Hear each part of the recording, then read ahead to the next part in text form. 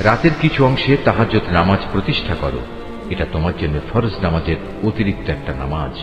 আশা করা যায় তোমার মালিক এর বরকত দ্বারা তোমাকে প্রশংসিত মর্যাদায় প্রতিষ্ঠিত করবেন।